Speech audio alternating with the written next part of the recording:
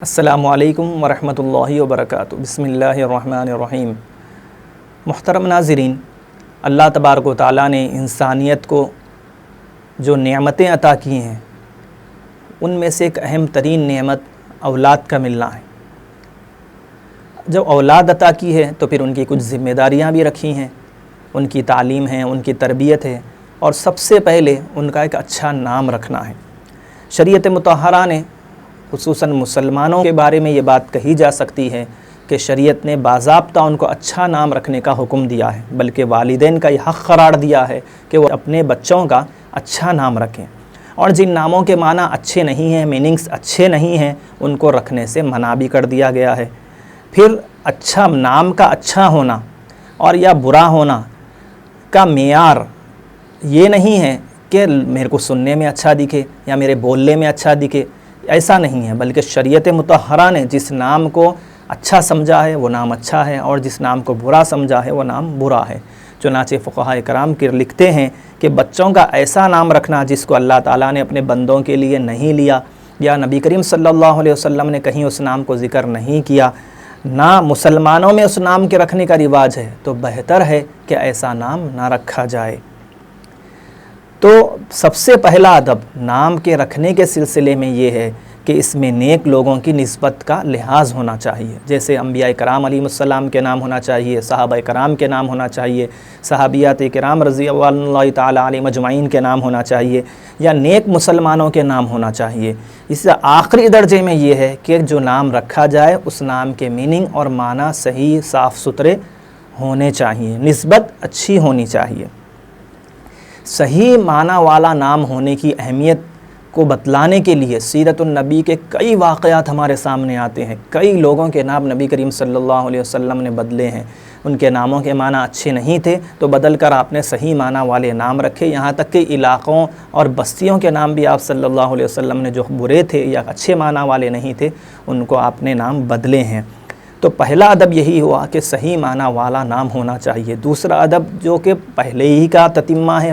Complete کرنے والا ہے، وہ یہ ہے کہ اور بات یہ سمجھنے سے بھی تعلق رکھتی ہے کہ اچھے والا نام ہونا کیوں ضروری ہے، کیوں منتخب کیا جاتا ہے۔ اسی لیے کہ نام کا اثر مسمہ پر، اسم کا اثر مسمہ پر، جس کا نام رکھا گیا ہے اس پر نام کا اثر پڑتا ہے، یہاں تک کہ نہ صرف اس پر پڑتا ہے بلکہ آس پاس کے علاقوں، زمینوں اور اس کے قبیلے خاندان پر بھی پڑ سکتا ہے، آنے والی نسلوں پر بھی نام کا اثر پڑ سکتا ہے۔ چنانچہ مشہور تابعی حضرت سعید بن مسیب رحمۃ اللہ علیہ فرماتے ہیں کہ ہمارے دادا نبی کریم صلی اللہ علیہ وسلم کی خدمت میں حاضر ہوئے تو آپ صلی اللہ علیہ وسلم نے پوچھا کہ تمہارا نام کیا ہے؟ تو انہوں نے کہا کہ میرا نام حزن ہے، جس کے معنی ہے سخت اور دشوار زمین، یعنی سخت زمین کے معنی اس کے آتے ہیں۔ آپ صلی اللہ علیہ وسلم نے فرمایا اس کا مطلب یہ ہے کہ حزن کوئی اچھا نام نہیں ہے، بلکہ تمہارا نام تو سہل ہونا چاہیے۔ اب سہل کے معنی ہے ملائم اور آسان، ہلکی زمین، اچھی زمین، آرام والی زمین۔ میرے دادا نے، یعنی حضرت سعید فرماتے ہیں کہ میرے دادا نے کہا کہ میرے والد نے میرا نام رکھا ہے تو میں نام تو نہیں بدل سکتا۔ تو اس پر حضرت سعید ابن المسیب رحمۃ اللہ علیہ فرماتے ہیں کہ اس کے بعد ہمارے خاندان میں ہمیشہ سختی چلی آتی رہی، یعنی دادا پردادا کا نام تھا، وہاں سے وہ سختی چلتے نام کا اثر ہے آگے تک بھی چلا ہے، یہ ایسا صحابی کہتے ہیں۔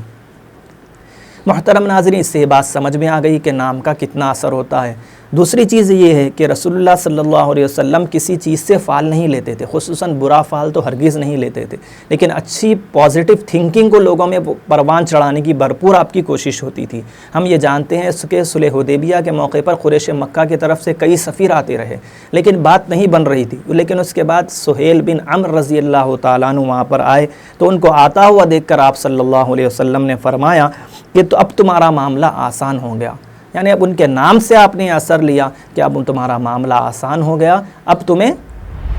اور ہوا بھی ایسا ہی، معاملہ ختم ہو گیا اور صلح مکمل ہو گئی۔ پتہ چلا کہ اچھے نام کو آپ صلی اللہ علیہ وسلم پسند فرماتے تھے کیونکہ اس کا اثر پڑتا ہے۔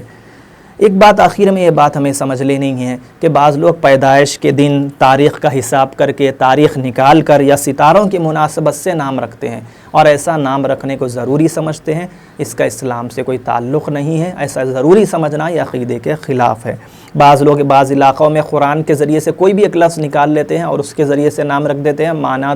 کو سمجھنے کی یا جانچنے کی کوشش نہیں کرتے، یہ بھی صحیح نہیں ہے۔ اسی طرح بعض لوگ سکہ ڈال کر قرآن میں سے کوئی لفظ نکال کر اس سے نام رکھنے کی کوشش کرتے ہیں، اس کی بھی کوئی اصل نہیں ہے۔ نام میں بنیادی طور پر یہی ہے کہ صحیح نام ہو، صحیح نسبت ہو اور صحیح معنی والا ہو، یہی اہمیت سب نام کے سلسلے میں یہی ادب ہے۔ اللہ تبارک و تعالی ہمارے لیے آسان فرمائے۔